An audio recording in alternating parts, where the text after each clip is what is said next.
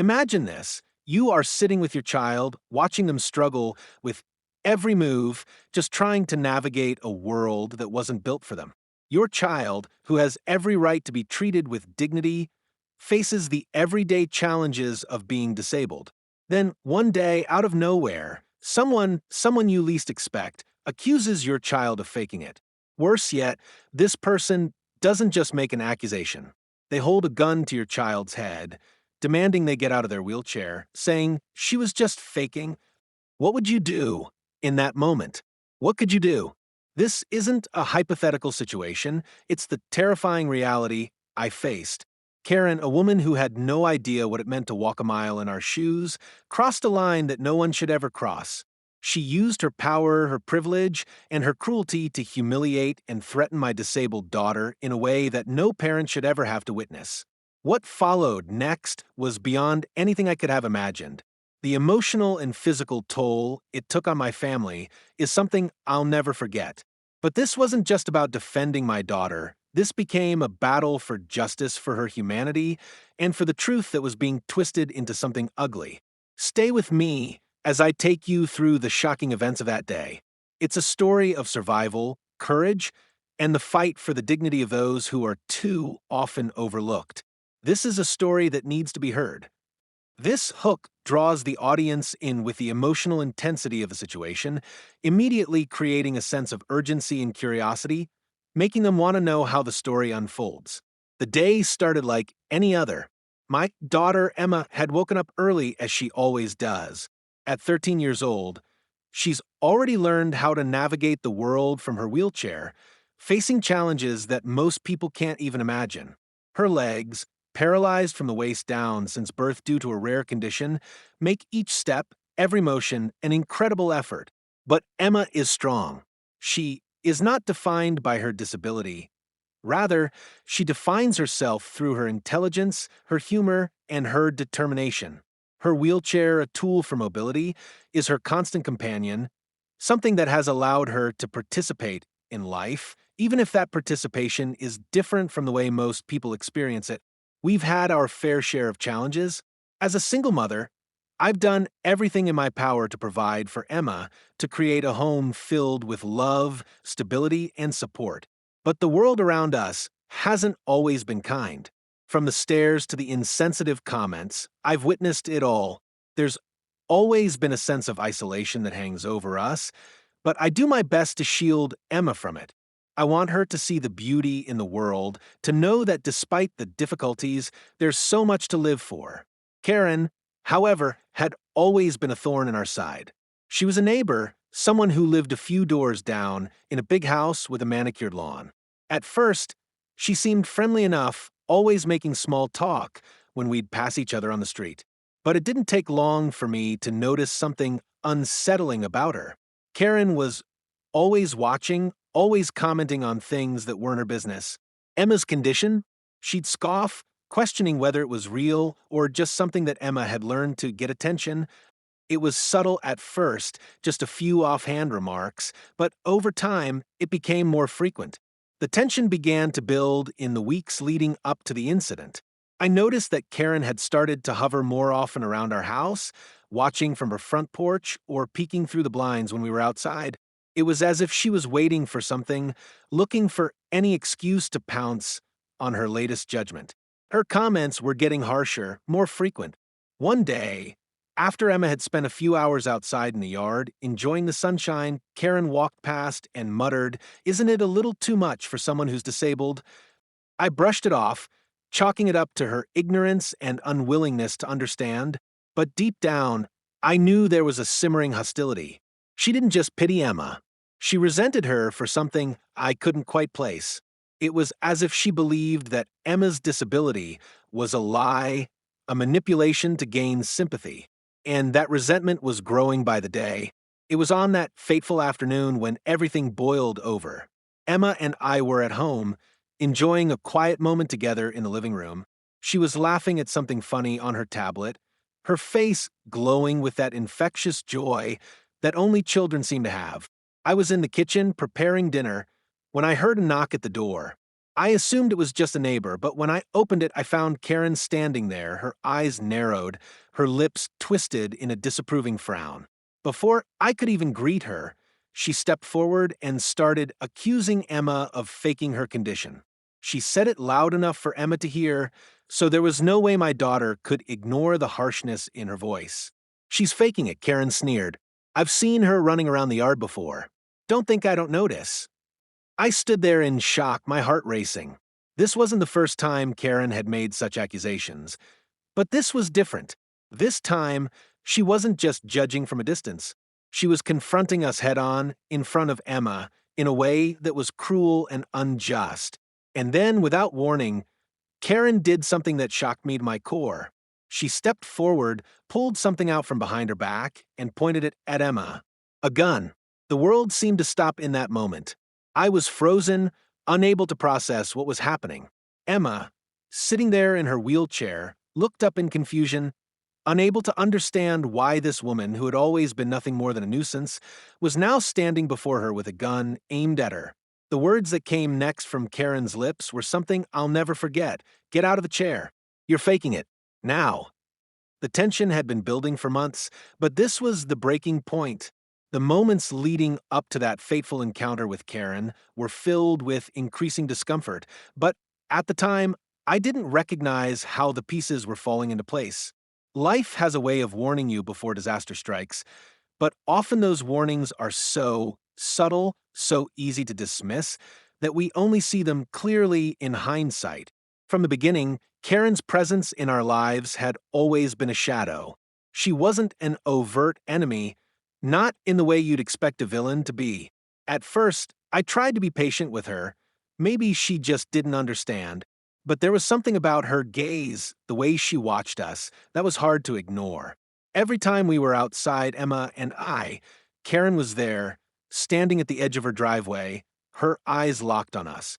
It wasn't just the occasional glance. No, it was as if she was studying us, looking for something, waiting for the right moment to pounce.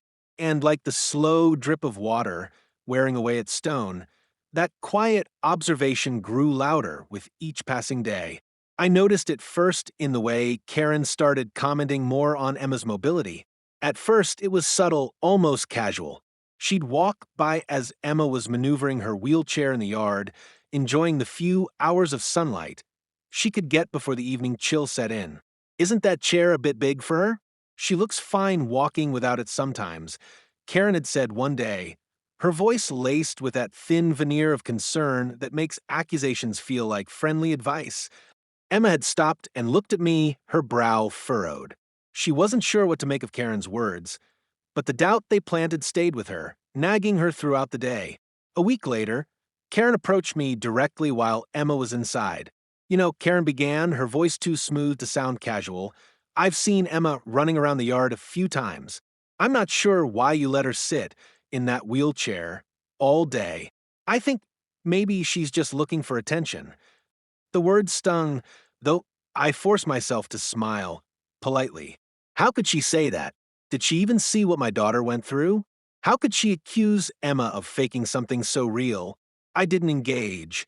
Instead, I simply nodded, pretending not to let her words affect me. I thought if I let it go, it would stop. But the cracks in the surface were growing, and I didn't realize how much they would expand before they shattered. The weeks that followed were marked by similar comments, each one more pointed than the last. The things Karen said became less subtle and more direct. "I've never seen a girl who needs a wheelchair get out of it so often," she said one afternoon, her voice dripping with accusation. I remember Emma overhearing her. She had looked up from her tablet, her face a mask of confusion. I could see the hurt in her eyes, but she didn't say anything. She didn't want to make me feel like I wasn't doing enough to protect her. But I could see she was beginning to question herself. The emotional toll it took on her was evident. Emma, who had always been confident despite her disability, started to retreat into herself. The sparkle that usually filled her eyes began to dim. At night, she'd ask if people thought she was faking it, something that broke my heart every time she did. "Mom, am I really disabled?" she asked me once, her voice small and filled with uncertainty. Do people think I'm pretending? I reassured her, of course. No, sweetheart, you are not pretending. You are perfect just the way you are. But the doubt lingered, and Karen's words, always just a little too close for comfort, were poisoning the air between us. It wasn't long before Karen began to escalate her behavior. At first, it was still just words. Hurtful, damaging, but words nonetheless. But one day, I caught her standing near the fence, watching Emma as she sat in the yard, enjoying the warm sun on her face. She had a camera in her hand. She was filming us. I walked outside and confronted her, asking what she was doing. Oh, I just wanted to show a friend how strange it is that a girl who's supposed to be in a wheelchair is running around all the time, she said, as if it was the most normal thing in the world to spy on someone and share private moments with others. It's just so odd, don't you think? The chill in her voice was unmistakable, and it was in that moment that I began to feel the weight of her obsession. This wasn't just curiosity. This wasn't even concern. This was something darker. She had fixated on my daughter, her suspicion turning into something dangerous. I had no idea how much further it would go. The tension between us grew unbearable. I started to feel like I was walking on eggshells, always waiting for the next comment, the next look. Emma began to shut herself off more and more, spending more time indoors, away from Karen's prying eyes. Her self-esteem began to erode, little by little, with each disparaging remark Karen made. And no matter how much I tried to shield her from it, I could see the cracks forming in her armor. One evening, as I was coming home from running errands, I saw Karen standing by her front door, watching us again. This time, there was something different in her stance, something colder. Her arms were crossed tightly, and she was staring straight at Emma, her eyes narrowed. I could feel the heat of her gaze, even from across the street. When she noticed me, she gave a tight smile and walked back into her house without saying a word. It was the silence that spoke the loudest. She had said enough, and now it seemed like she was waiting for something. I couldn't shake the feeling that Karen was planning something big. The next day, everything came to a head.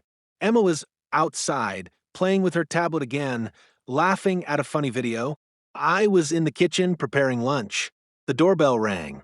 I opened it expecting maybe another neighbor or someone from the neighborhood. But there she was, Karen, standing on the other side of the threshold. She didn't say hello. She didn't offer any pleasantries. She didn't need to. She stepped forward, and without a hint of warning, she launched into her tirade. She's faking it, Karen spat. I've been watching her for weeks, and I've had enough. She's just looking for attention. Don't think I haven't noticed how she runs around when she thinks no one's looking. It's disgusting. I took a deep breath, try and stay calm. Karen, I've asked you to stop making these accusations. I said, my voice trembling slightly. You don't understand what Emma goes through. But Karen wasn't listening. Her face twisted with contempt as she took another step closer, her eyes seething with a kind of malice that I had never seen before. And that was when it happened. She pulled something from behind her back. I couldn't comprehend it at first. It looked like a black object, sleek, menacing. And then I saw it clearly, a gun. My breath caught in my throat. I froze. Emma, who had been looking at her tablet, now turned her head. Her face turned pale when she saw the weapon in Karen's hands. What are you doing?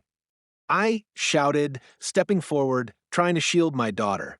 But Karen was already speaking, her words sharp and filled with rage. Get out of the chair. Now. You're faking it. I'm not going to let you keep pretending any longer.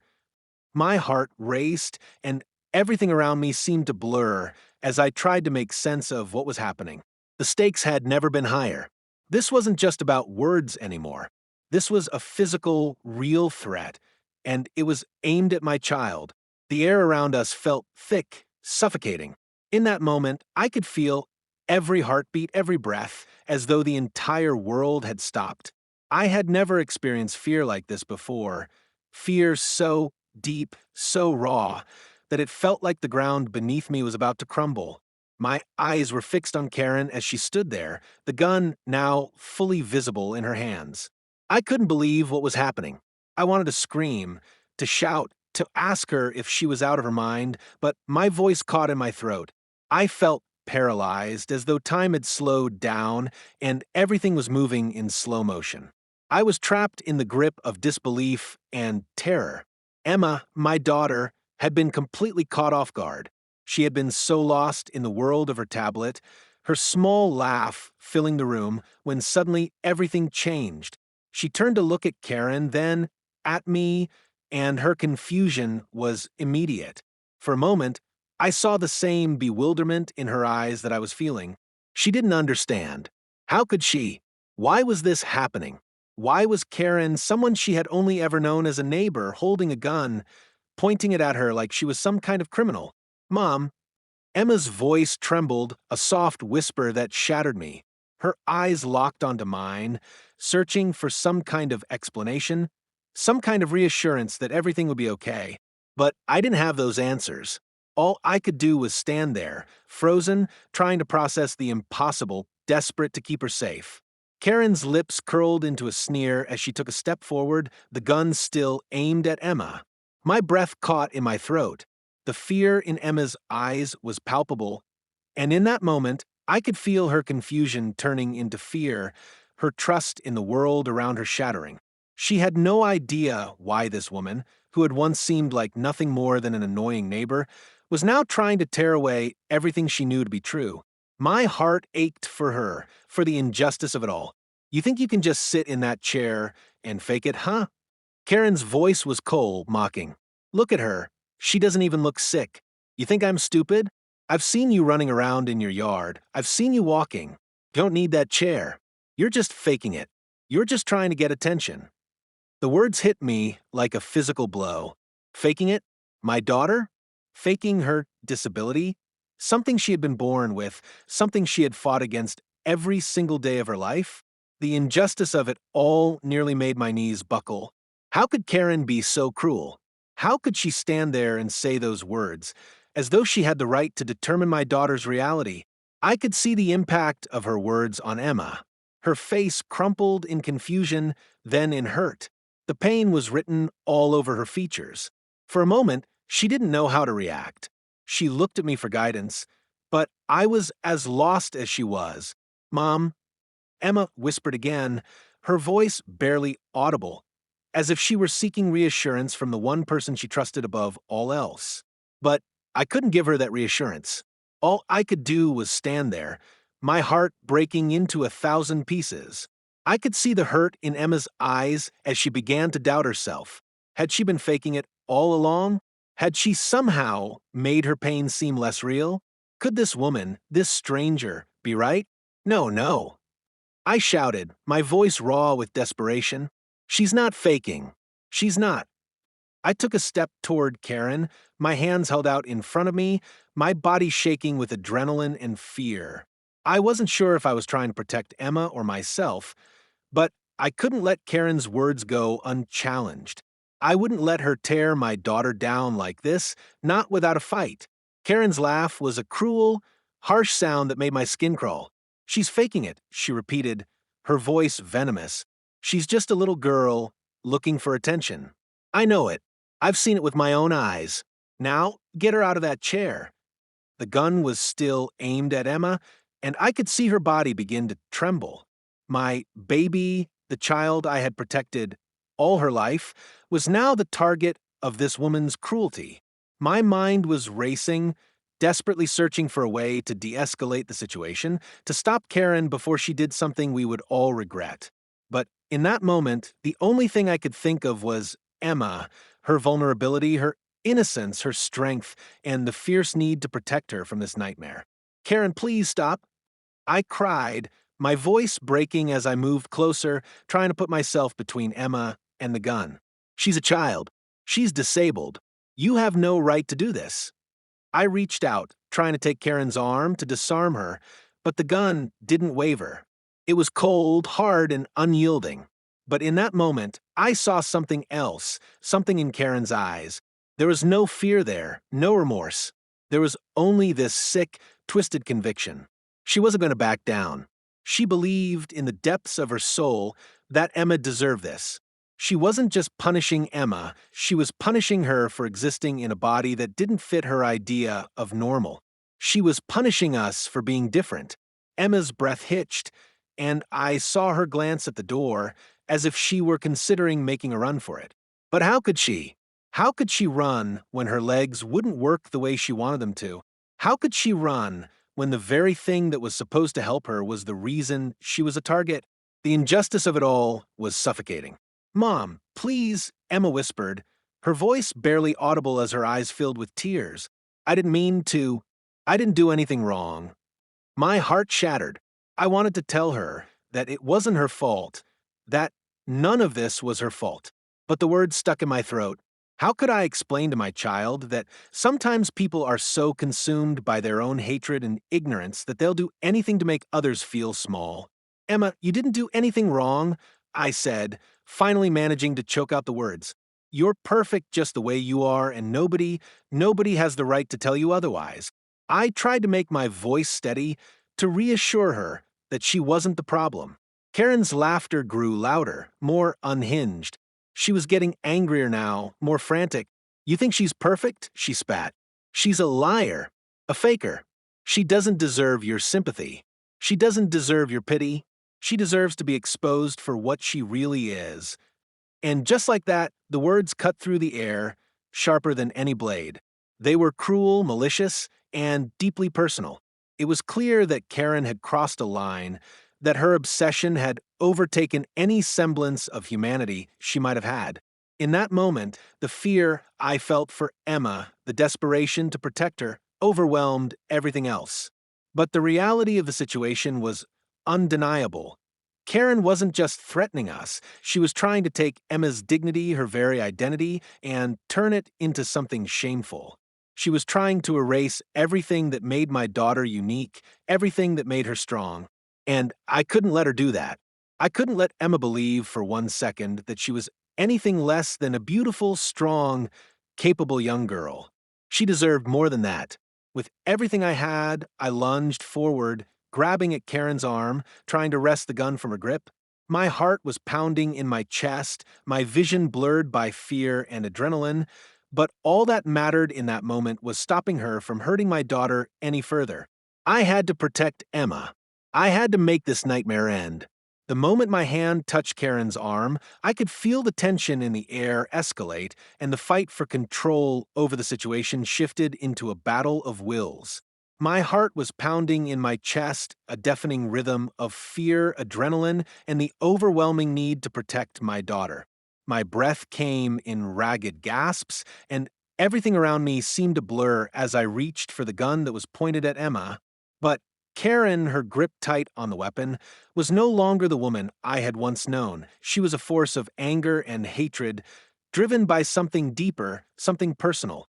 She shoved me back, and for a moment I stumbled, disoriented, my thoughts racing. This wasn't a simple disagreement anymore. It was a life and death struggle.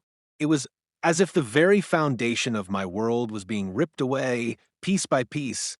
Stop! Stop! I shouted more to myself than to Karen, hoping that somehow my words could cut through the madness. But Karen was beyond reason. Her eyes were wild, her breath shallow and rapid, her voice trembling with fury. I'm not stopping until she's out of that chair. She's faking it. She's nothing but a liar. In that moment, everything in me screamed to get that gun away from her, to protect my daughter, to end this nightmare before something worse happened. But my body felt weak from the fear, from the sheer emotional exhaustion of everything that had transpired in the past few minutes. And then the sound of sirens pierced the air, a distant wail that grew louder and louder, a sign that help was on the way. It was as if the universe had decided that enough was enough, that the chaos had gone on long enough. I wasn't sure if Karen had heard the sirens over her own rage, or if she simply realized for the first time that her actions had gone too far. But something in her eyes shifted. The fierce determination in her gaze faltered, and she glanced back at me, her grip on the gun loosening slightly. Don't think this is over, Karen hissed, her voice still full of venom. You'll regret this. All of you will. But As the sirens grew louder as the flashing lights approached, I could feel the tension in the air begin to break slowly but surely. The reality of the situation, of what Karen had done, and what she was about to face was settling in. She couldn't run from the consequences anymore, and neither could I. I backed away slowly, not daring to take my eyes off of Karen for a second, but my mind was already racing ahead, preparing for what would come next. The police would arrive soon, and the reality of the situation would hit Karen with full force. She could no longer hide behind her accusations and delusions. She would have to face the consequences of her actions. And that's when I heard the door open behind me. Emma, she had silently rolled herself toward the door, her face pale with fear, but also with a kind of quiet strength. Her eyes, though filled with confusion, held a determination that I recognized immediately. She had seen what was happening, and though she was scared, she wasn't willing to let herself be a victim.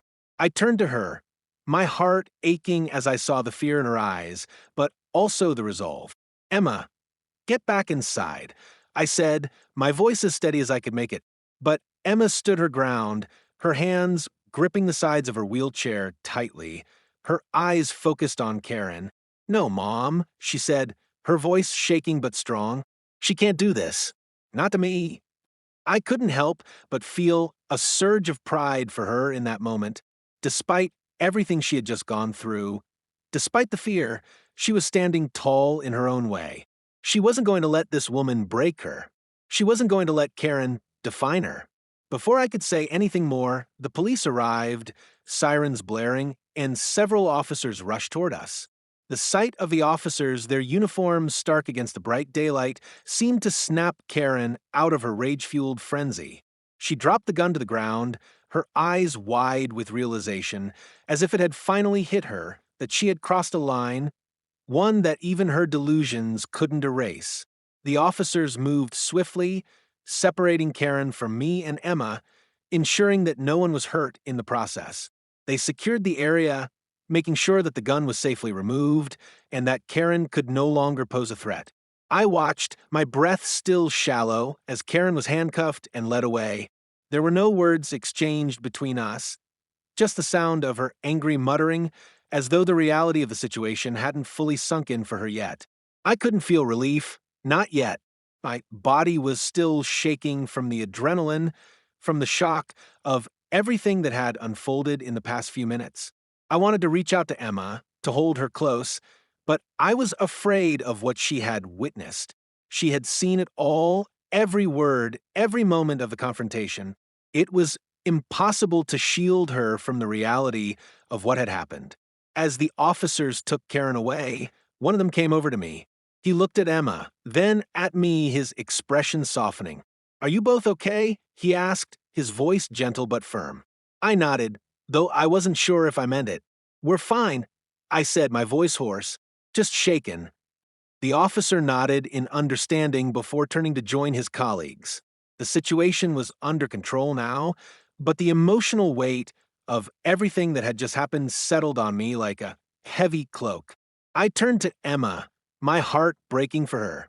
She had gone through so much already, her disability, the challenges she faced every day, and now she had witnessed this violent, hateful attack on her dignity. She didn't deserve it. No one did. "Emma, come here," I whispered, my voice breaking as I extended my arms to her. She rolled toward me, slowly, her expression unreadable, but I could see the tension in her shoulders. When she reached me, I pulled her into an embrace, holding her close, refusing to let go. "I'm so sorry," I whispered to her. "I never wanted you to see that. Never." Emma's voice was soft, but steady as she responded. "It wasn't your fault, Mom. You didn't make her do that. You protected me. You're always there for me." Tears welled in my eyes as I held her tighter, not knowing how to express the overwhelming mix of emotions I felt.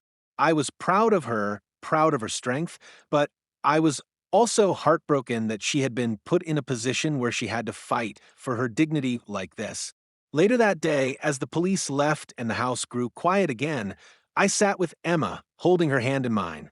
The trauma of what had happened was still fresh, But it was also a turning point.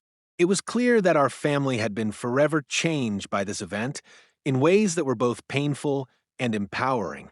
Emma had been hurt, but she had also been resilient. And in that resilience, I saw something beautiful. My daughter's strength, her unwavering spirit, her ability to rise above cruelty and hatred. But for me, as a parent, this incident changed everything. It made me realize how fragile life can be, how quickly the people we love can become the targets of others' hate. It made me confront my own vulnerabilities and the ways in which I had underestimated how much we could be pushed. I thought I had done everything to protect Emma, but this event showed me that the world wasn't as safe as I wanted it to be. I also reflected on the power of love and support. In the face of Karen's hatred, the love between me and Emma had become an unbreakable bond. No matter what the world threw at us, we would face it together. This experience also made me more aware of how crucial it was to advocate for people like Emma, people with disabilities who are too often overlooked or misunderstood. The cruelty that Karen had displayed wasn't just an isolated incident, it was part of a larger pattern of how society often treats the disabled as invisible or less than. I vowed then that I would never allow Emma to feel like she didn't belong, like she had to justify her existence. In the weeks that followed, Karen was charged with assault and attempted intimidation. Though no charges were filed directly for the gun, the emotional and physical toll it had taken on Emma was evident. Karen's actions had been a clear violation not only of the law, but of humanity itself. I made sure to document everything from her words to the fear in Emma's eyes, and I made sure that Emma received the counseling and support she needed to heal. The road ahead wouldn't be easy. The emotional scars were deep, and the trust that had been broken would take time to rebuild. But in that moment, as I held Emma close, I knew that we had survived something unimaginable together. We were stronger than before, and no matter what came next, we would face it as a family, united, unbreakable, and with a renewed sense of the power of love and resilience. The events of that day, the terror, the cruelty, and the raw, unfiltered emotions that we experienced will forever be etched in my memory. But what happened to us, what happened to Emma, isn't an isolated incident. It is a harsh reminder that in this world, there are those who will stop at nothing to tear down the dignity of others. And often, the most vulnerable are the ones who suffer the most. My daughter, Emma, didn't deserve what Karen did to her. Nobody deserves to be treated the way she was. But in a world where injustice is allowed to grow, where the voices of the vulnerable are too often silenced, it becomes essential to ask, who will stand up for those who can't stand up for themselves? Who will fight for the dignity of the powerless when the world seems too indifferent to care? When I first looked into Emma's eyes after that encounter, I saw fear, doubt, and confusion. She had seen herself as a victim, as someone who had to endure not just the physical limitations of her disability, but the emotional toll of being treated as less than by those who didn't understand her struggles. And though I tried to reassure her, tried to convince her that none of this was her fault, there was a part of me that couldn't help but feel that I had failed her. In that moment, I wondered if I had truly done enough to protect her from the harsh realities of the world outside our home. But as the days went on, as we began to heal from the trauma and regain some semblance of normalcy, something remarkable happened. Emma, despite the fear and the hurt, began to reclaim her sense of self. She was no longer the scared little girl who had wondered if she was faking her disability. She was stronger than that. She was resilient.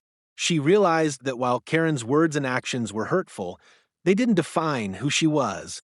She understood that she was more than the accusations hurled at her, that she was deserving of love, respect, and dignity just like anyone else.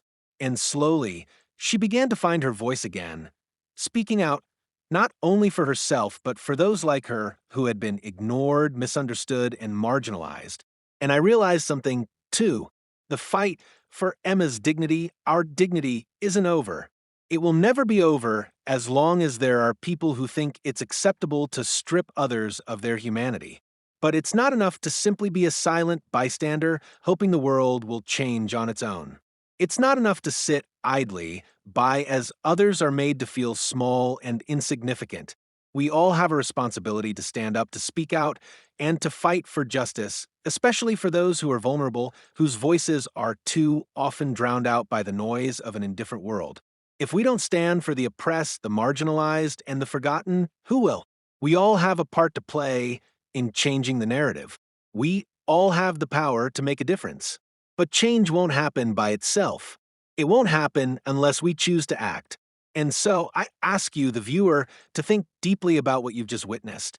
The struggle that Emma faced is not unique. There are countless others like her, battling their own demons, struggling to find their place in a world that too often turns a blind eye to their suffering. But this isn't just about Emma. This is about all of us. It's about the way we treat the vulnerable in our society, the way we either uplift them or tear them down. Think about the people in your life who may be struggling with invisible challenges, whether those challenges are physical, mental, or emotional. Think about how easy it is to dismiss someone's pain simply because we don't understand it. How often do we ignore the needs of those who are different from us? How often do we stay silent when we see injustice happening around us? It's time to change that. It's time to stop turning a blind eye and start using our voices to advocate for those who have been silenced for too long. It's easy to think that one voice doesn't matter, that one person can't make a difference. But history has shown us time and time again that change begins with one individual, one small act of courage, one refusal to accept the status quo. It begins with speaking up even when it feels like the world is against us. It begins with standing firm even in the face of overwhelming adversity. It begins with refusing to let hate, ignorance, and cruelty win. For Emma, this was a turning point. Her story, painful as it was, became a catalyst for change. It sparked a conversation about disability rights, about justice, and about the importance of standing up for the vulnerable. It made us realize that we can't simply wait for someone else to fight our battles for us. We have to be the change we want to see in the world. And that change starts with acknowledging that everyone, no matter their ability, deserves to be treated with respect and dignity. But this fight is far from over. The battle for justice isn't something we can win in one day, one video, or one conversation. It is a long, difficult fight, one that requires all of us to continue pushing forward, no matter how tiring or overwhelming it may seem. It is a fight that requires us to be relentless, to be compassionate, and to be united in our commitment to creating a world where everyone has an equal chance to live with dignity and respect. If we don't speak out, who will? If we don't stand up for the oppressed, who will? Emma's story is just one example of countless others. There are millions of people out there who are suffering, who are being discriminated against, who are being told that they don't belong. It's time to make a change, to raise our voices, to stand together, and to fight for a world where everyone can thrive. No one should ever have to fight for their dignity the way we did that day. But we did, and we will continue to do so because the fight for justice, for equality, and for humanity is worth every moment of effort. And we will never stop fighting for Emma and for all the others like her, until the world is a place where no one is made to feel inferior, unworthy, or invisible. Now, I turn to you. What will you do? Will you sit back and watch as others suffer in silence? Or will you take a stand, raise your voice, and demand a world where every person, no matter their disability, their background, or their differences, is treated with dignity, respect, and love? This is your call to action. Share your thoughts in the comments. Share this story with others who need to hear it. Spread the message of empathy, of compassion, of justice. And most importantly, get involved, whether it's advocating for disability rights, supporting those who are marginalized, or simply standing up against injustice in your own life. There is always something you can do. Every small action, every voice raised, contributes to the greater fight for equality. Join us in this fight. Let's make the world a better place for those who are too often left behind. Together, we can make a difference. Together, we can be the change.